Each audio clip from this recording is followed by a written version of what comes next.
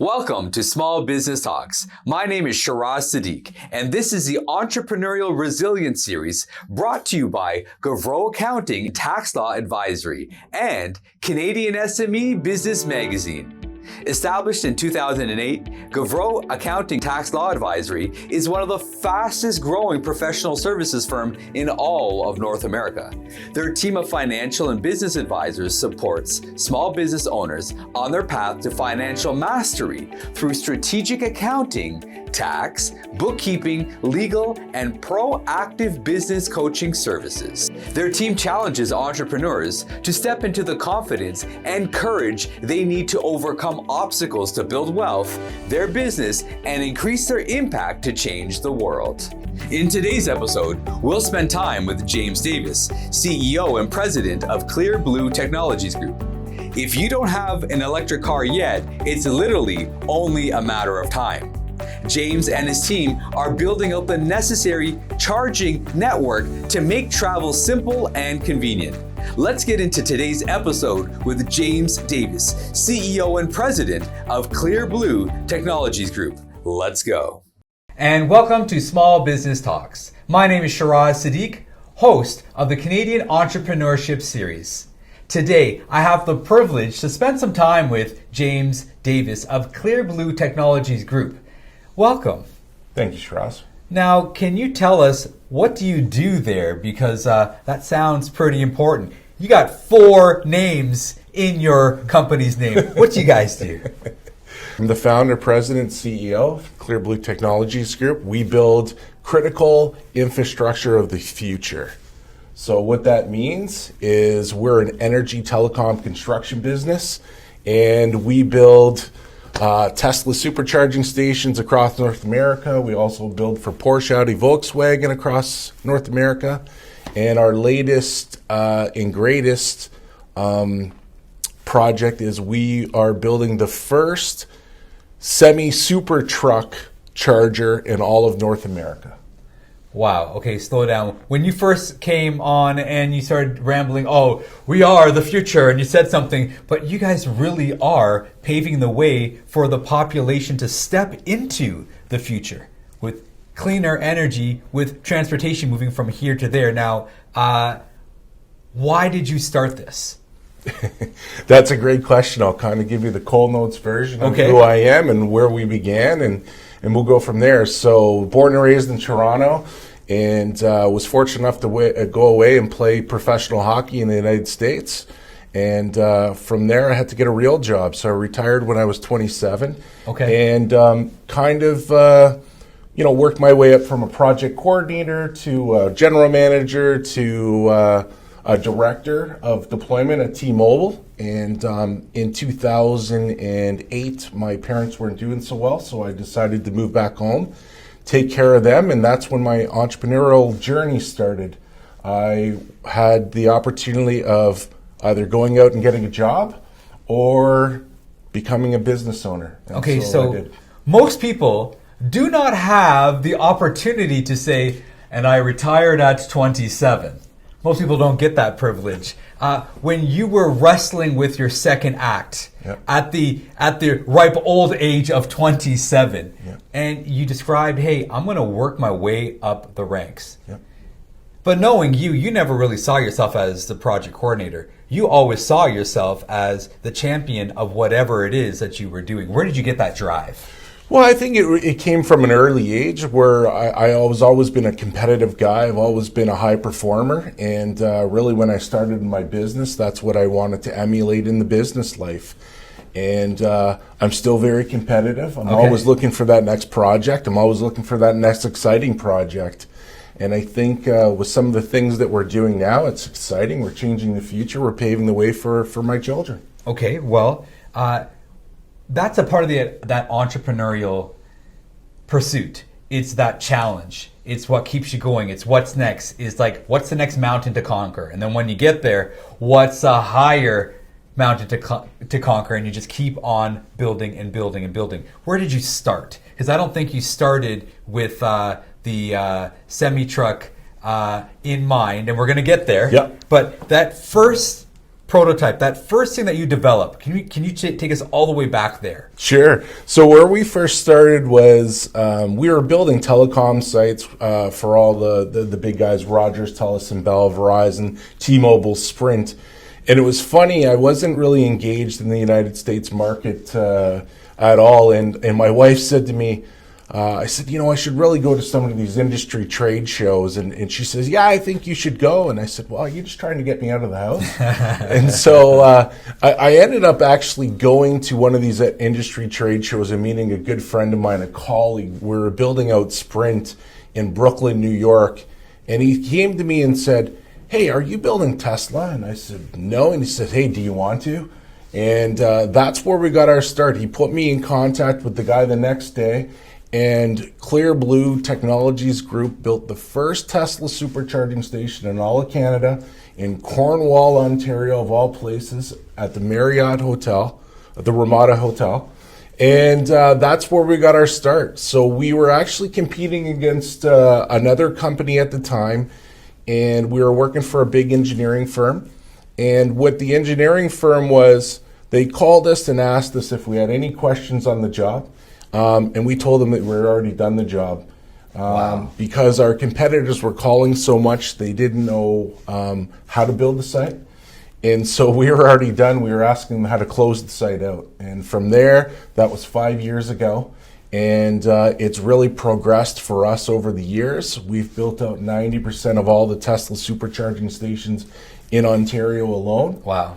And now we're building Porsche, Audi, Volkswagen. So we just finished phase 1, and now we were just recently awarded phase 2, where we're kicking off design build right across Canada. Okay, so Tesla, Audi, Porsche, you had a connection to Tesla. Yep. And then you earned your way into the other ones. We did. Okay. Yeah. Every entrepreneur needs a break of some sort. They need that next hand up, right? To say, hey, I can open the door for you. Everybody needs that door opener or that can opener, right? To unleash that next opportunity. You were fortunate in that, but you created your second opportunity with Audi and Porsche. What can an entrepreneur do to say, hey, I would love to have Audi and Porsche in my stable of clients? How did you make that happen? Great question, Shiraz. Well, I think at the end of the day, you can have all the opportunities you want, but if you don't execute and you don't close on those opportunities, you're never going to get another opportunity again. Okay. And so that's what we do really well. We execute. Okay. So you're executing not only from a technology perspective, but on a relationship perspective. Yes. Has there ever been a gap in what they expected of you and what you delivered? Now, obviously, that's a setup. Everybody knows we always fall short a little bit from here to there. Yeah. What have you done to remedy any gaps in delivery? Because it's fantastic to have built out the first supercharging station for a Tesla in all of Ontario, and I think it was Canada at that point. Correct. Yeah. Right? And that's fantastic. Yeah. What about the gaps that happened?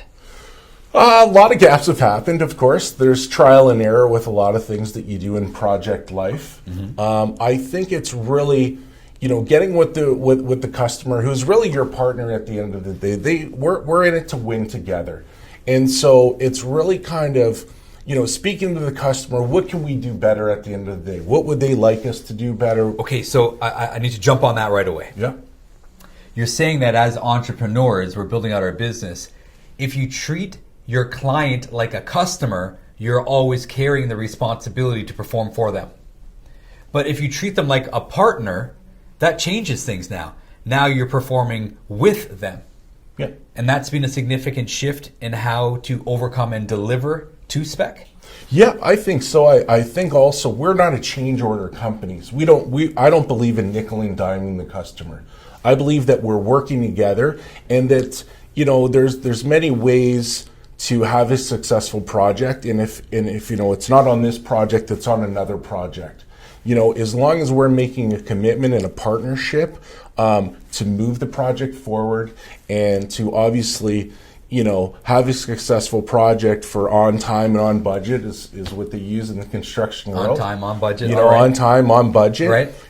But the biggest thing is caring caring about the project, seeing the project through success, right? And really creating that partnership to know that that customer can really count on you to get that project done.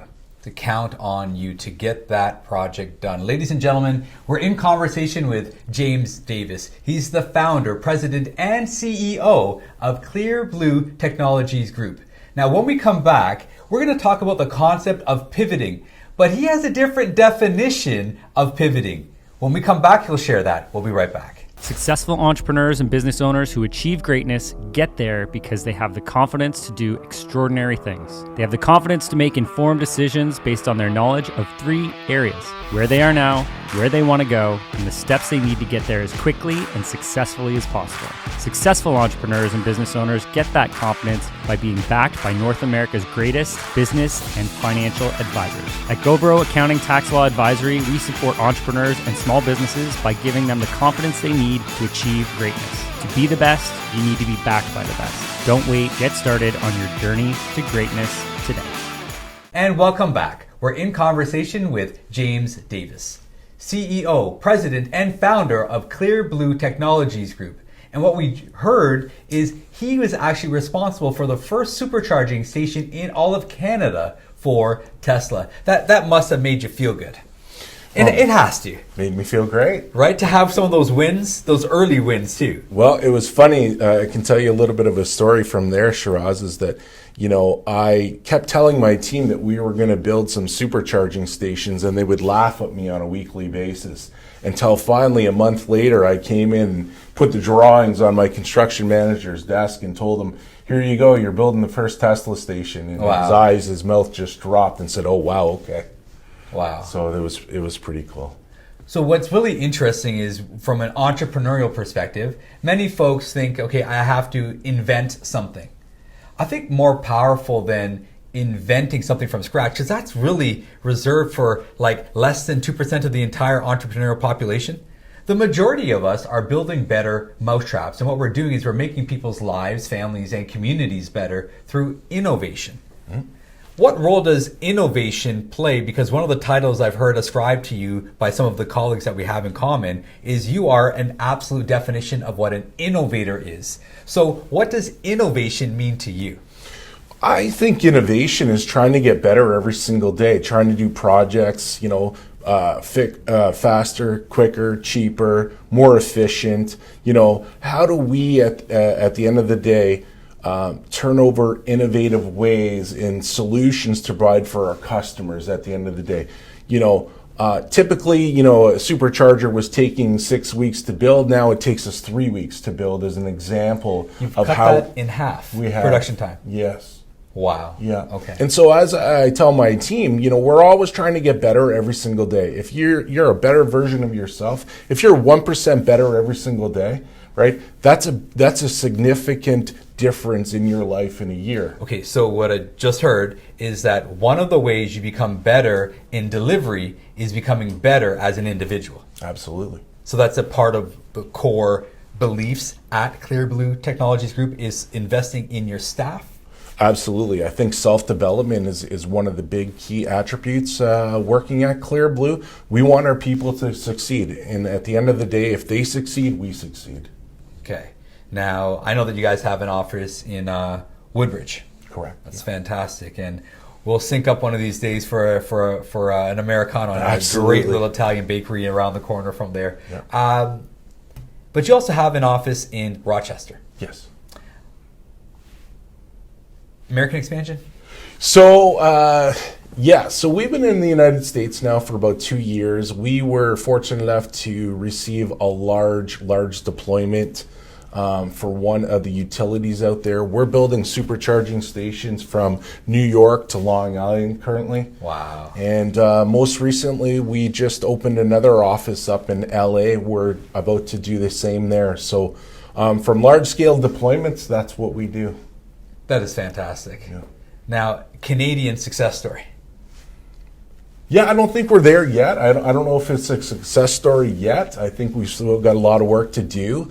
But I think we're making a lot of inroads in the alternative energy marketplace. And And that's key right there. A common thing that you'll hear from most entrepreneurs who are on the other side of that proverbial 5-year gate, where if you made it in 5 years, you're probably going to make it. Now, I don't know if that's true or not, but they have one thing in common. A common characteristic is simply this: they're never satisfied, and they don't rest on their laurels.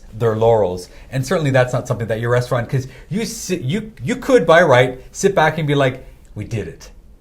But you don't think you've arrived yet. I don't think we've done anything yet. I think the best is yet to come. I think we're just getting started with this.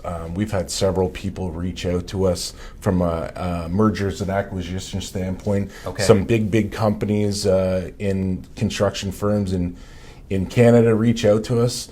We're not at that point yet. We've got a long way to go, and I can tell you that the future is very, very exciting. Okay, so before we did take that break, I described pivot, but you have a different word for pivot, which we've already covered off, and that's innovation, probably your definition of pivoting. Yeah. What's next? Like, what's the next wave that we can expect from a consumer perspective of what you deliver? Okay, so certainly there's more access for me. I can now, wait, there's Tesla, wait, I can buy Porsche, wait, Audi, and there's going to be a charging network available to me. I don't have to worry about my battery dying. Okay, great. Yeah. What's next from a consumer perspective? I think there's AI, there's autonomous vehicles, there's charging hubs. I think the next big wave is in the transportation and logistics standpoint, Okay. from semi, super truck, EV charging infrastructure. We're starting to see that really take a foothold across the nation, and we're so happy to be a part of it. But I think that's the next big wave that we're going to see in our lifetime. That is fantastic. So autonomous semi-trucks moving goods back and forth. And I guess especially in these days with all the logistical supply chain challenges that we're experiencing, a little shorter time frames because we don't have to worry about that human interaction. Yeah, I think it's going to be a connected world. We're starting to see that now. I think that everything is connected, from IoT to the network to autonomous vehicles to ride sharing and fleet. That's where the world's going. Okay, so for our audience who are entrepreneurs, what would you suggest to them to say, hey, this is something that you should really develop as a skill? Because this one skill right here, no matter what you're doing, really has legs to carry you in places and spaces that you couldn't go on your own unless you develop this ability. What would that ability be? Learn to hunt. Look for your next project. Wow. Always stay ahead of the curve, and look at, I do a lot of research. I do a lot of time after business hours, looking at the next opportunity and where do I see the next opportunity coming. And I feel that I've done a pretty good job always seeing where the next project's coming from a future standpoint. That is, so that providence, that ability to see beforehand what's around the corner. Yep. Where did that develop? Where did that curiosity, you used that word earlier, where did that curiosity come from? To be like, hey, I wonder, what spawns that curiosity? I think that's the key word, curiosity, right? We have one time to live, really. Let's make the most of it. And like I said to you earlier, Shiraz, I'm always looking to get better. I'm always looking for that next project. Okay. I'm always looking for that next win. I'm always looking for that next hunt to kill. That's what motivates me. So if you're the average person and you want to have a great time on the weekend, stay thirsty, my friends. But if you want to be a great entrepreneur, we're hearing stay curious, my friends. Yes. And that's what you feel keeps that drive going. Hey, what's that? What's that? Is that more from an engineering mind, or is it simply a business development mind?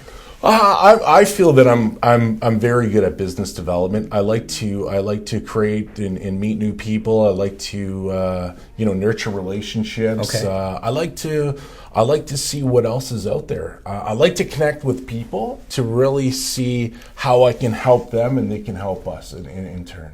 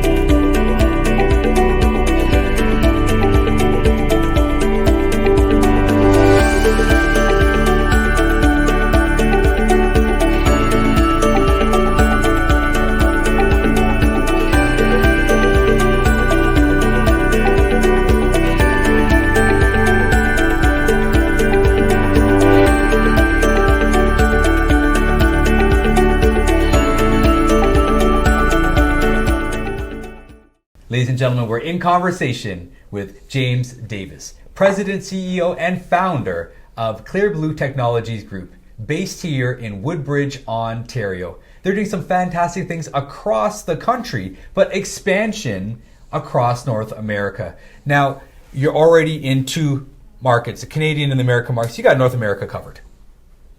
You can see where I'm going with this. With the size of your teeth and the type of animal that you want to bite into, is there global expansion for what you do potentially around the corner, or is it a matter of what you mentioned earlier from an M&A perspective, being able to launch out globally, partnering with other organizations? I was brought up the old school, handshake still goes a long way. My word is everything. Okay. And I think that, with my customers now, I still bring that same mentality that, if I tell you that I'm going to do something, I do it. And if I tell you if I can't do something, I can't do it at the end of the day. But we want to grow organically.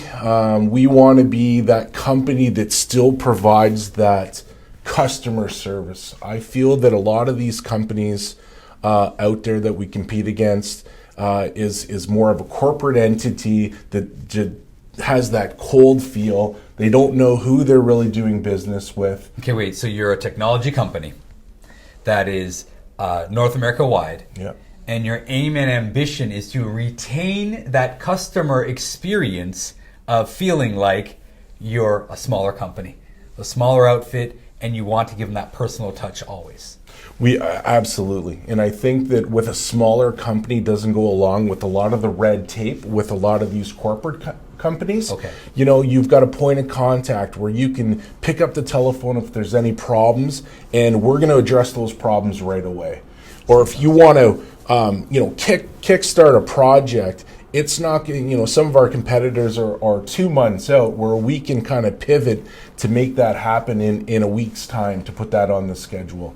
And I think that's why a lot of our customers continue to want to deal with ClearBlue, is because we don't have the red tape like these bigger companies do. Yeah, so I had the fortunate privilege to play hockey at a young age, and then went across the United States. I played in the East Coast Hockey League and the Western Professional Hockey League, and now those are a couple of leagues where there's some fisticuffs, some rough and tumble play. Yeah. In those leagues, forward, defense. Yeah, I was a left winger. Okay. I certainly wasn't the most talented player going. I was kind of more of a fourth line plug than anything. But had a great time, met a lot of great people, and I still believe that a lot of relationships that I met through the hockey world are now still part of my life in the business world. So that team camaraderie. Absolutely. I'm assuming and I'm sure that you've brought that into your culture in the office. That competitive drive to win, to get more than before. There is nothing like team camaraderie, really. There's nothing like, really winning, losing as a team, but really winning as a team. And then, really finishing the game and sitting with the boys in the dressing room and just kind of chirping at each other. I think that's a culture that I really miss, but I try to incorporate that into the business now. We like to keep it lean. We like to keep it fun. But we like to keep it, as competitive as possible. James, thanks again for making the time to chat with us and our audience, who are made up of entrepreneurs today. What would be one final thing or a final thought you would want to share with them? Never quit. You know what? The entrepreneurial world is a roller coaster of emotions. And if I've got any advice to give any inspiring entrepreneurs, never quit. Thank you once again, James, for joining us today. Thank you, Shiraz. Wow and wow. Thank you, James, for joining us today, for sharing your story when you saw an opportunity and how you pounced all over it. When you have a visionary at the head of a company like James, they will always have the foresight to see around the corner and be prepared for the next waves to come. Thank you to the team at Canadian SME Business Magazine for making this series possible, and thank you for spending time investing in your business to move forward with Small Business Talks. The Entrepreneurial Resilience Series has been brought to you by Gavreau Accounting Tax Law Advisory, helping you reach new levels of financial success. Visit gavrocpa.ca to reach those levels you feel your business is capable of. This is Shiraz Sadiq, paving a way for your prosperity.